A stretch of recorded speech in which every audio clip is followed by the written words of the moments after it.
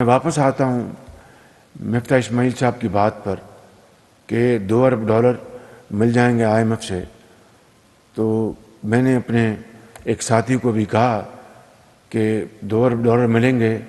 ایک چوزرز کو، یا پھر جو دوسرا لفظ اگر وہ میں استعمال کروں گا تو ممکن ہے شامی صاحب یا میرے بھائی میر صاحب ناراض ہو جائیں گے کہ یہ جملہ شہباز شریف نے پھر کیوں دہرایا ہے، لیکن حقیقت یہی ہے کہ خود انحصاری ہی کسی بھی قوم کی معاشی سیاسی آزادی کی ضمانت ہوتی ہے۔ اس کے بغیر کوئی قوم اپنے ذہن اور قلب کے ساتھ مل کر آزادانہ فیصلے نہیں کر سکتی، اور میں سمجھتا ہوں کہ 75 سال بعد ابھی چند دن پہلے ہمیں بتایا گیا کہ بنگلہ دیش میں ایک بہت بڑا انفراسٹرکچر بنایا گیا جس کے اوپر $6 ارب لگائے گئے، اور وہاں کی وزیر اعظم صاحبہ اور حکومت اس بات کا بہت کریڈٹ لے رہی ہیں کہ ہم نے IMF، world bank, Asian bank یا جتنے بھی ڈونرز ہیں ان کی مدد کے بغیر $6 ارب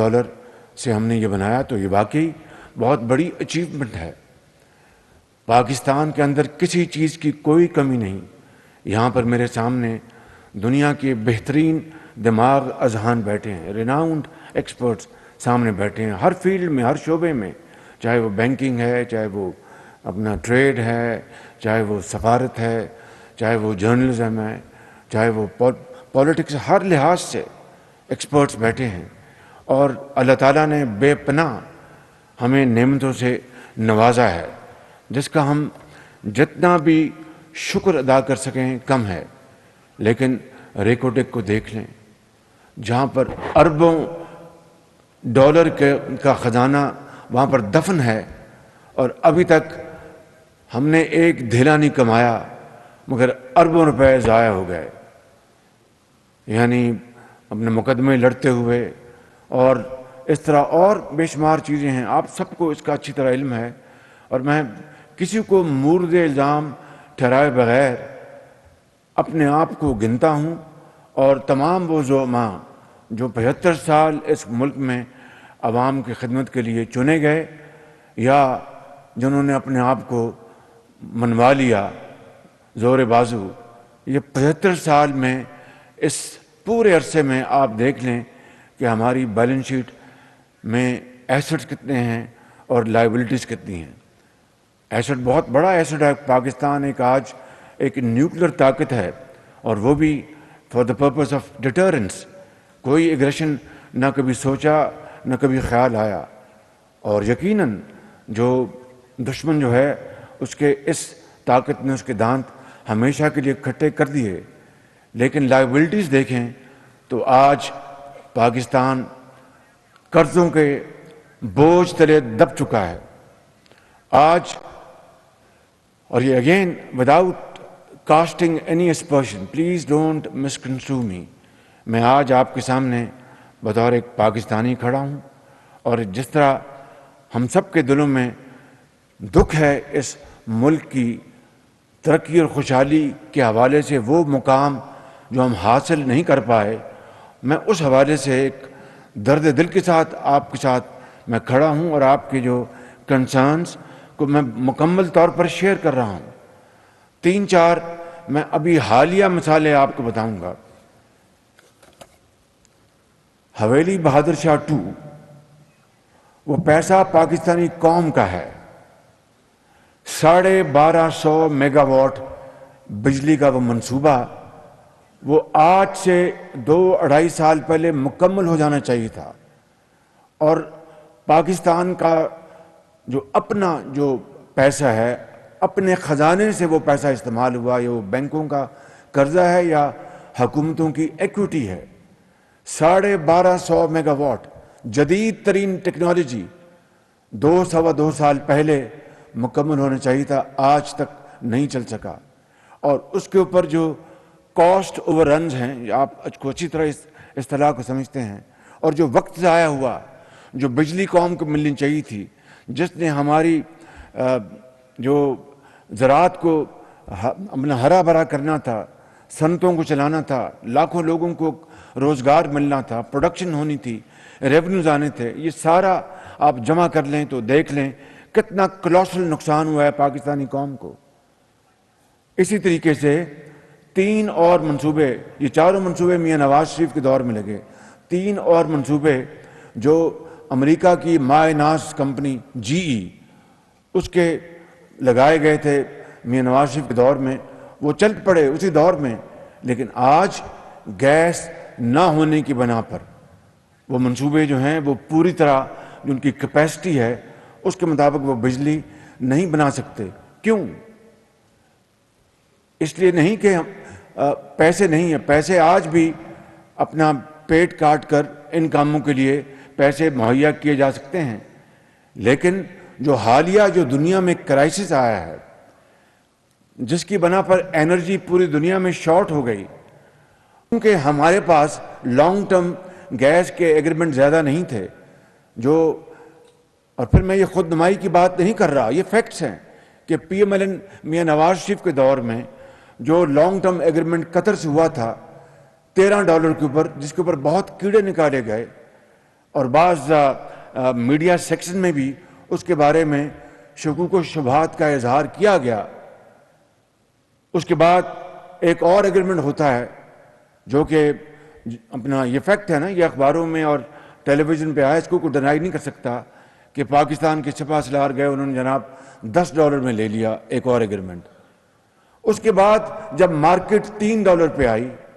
سپاٹ اور لانگ ٹرم $4 یا $5 پہ ہو سکتا تھا،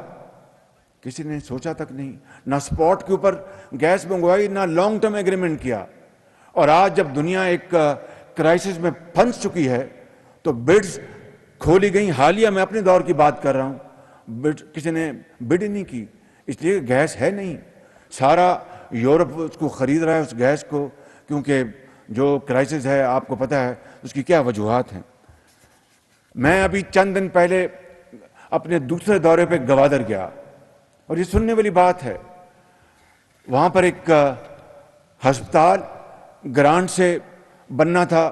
وہ ابھی تک وہ جون کی طرح وہ رینگ رہا ہے، 38% بنا ہے اور کئی سال سے وہ کام اس پر جاری ہے۔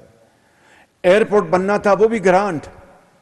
وہ بھی ابھی دور دور تک اس کی اپنا کنسٹرکشن کی تکمیل نظر نہیں آتی۔ ان کو چھوڑ دیں، میں آپ کو ایک اور جو ایک کیا کہتے ہیں کہ ہیئر ریزنگ میں آپ کو واقعہ بتانا چاہتا ہوں۔ وہیں کا پولان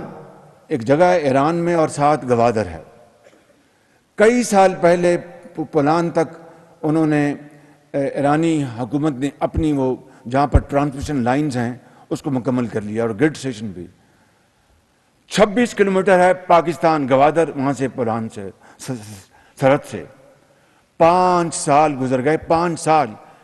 26 کلومیٹر کی ہم وہ لائن نہیں بچا سکے۔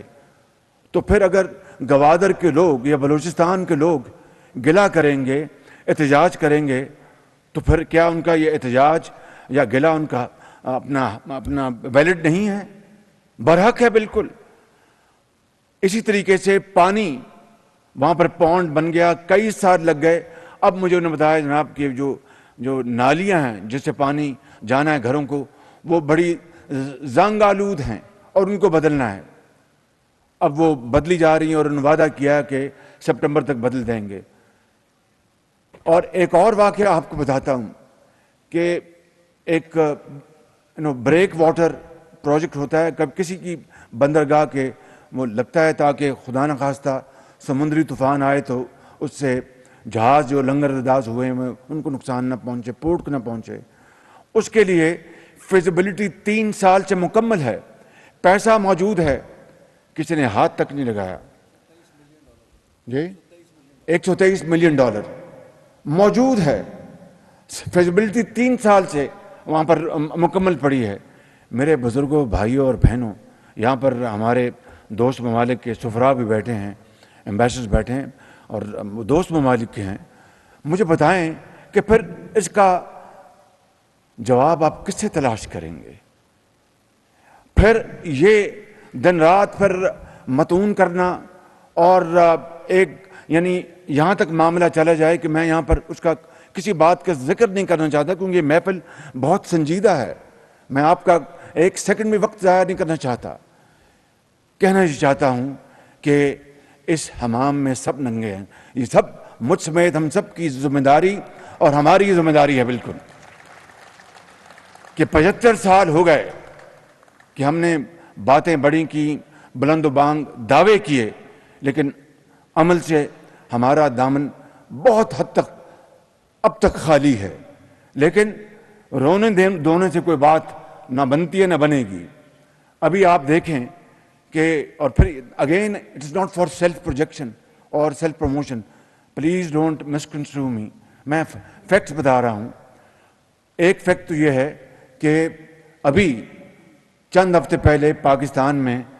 پام اپنا یہ خوردن تیل کی ایک بڑی زبردست ہماری شارٹیج کا خطرہ منڈلانے لگا. میں نے خط لکھا انڈونیشیا کی صدر صاحب کو, 3 دن بعد ان سے فون پہ بات ہوئی. میں نے اور دوست ممالک کو بھی کہا, ان کا نام میں نہیں لینا چاہتا, ان سے مدد لینے کے لیے کہ شاید انڈونیشیا کا ان سے پاکستان سے زیادہ تعلق مضبوط ہے, ان کو بھی میں نے فون کیا. لیکن تیسرے چوتھے دن میری بات ہوگی انڈونیشیا کے صدر سے اور ان کو میں نے بتایا کہ 23 مئی کی پابندی اٹھ گئی ہے لیکن جہاز ابھی تک نہیں چلے, تو ہماری تو یہاں پر بلبے ہو جائیں گے, خدا نہ خواستہ نہ آیا. اللہ تعالیٰ نے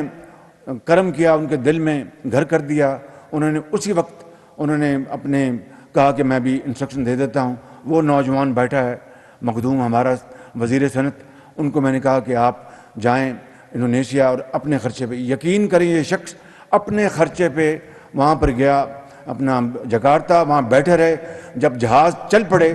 تو یہ شخص واپس پاکستان آیا. یہ ایک مثال ہے کہ اگر کام کرنا ہو تو پھر بے پناہ دروازے کھل جاتے ہیں.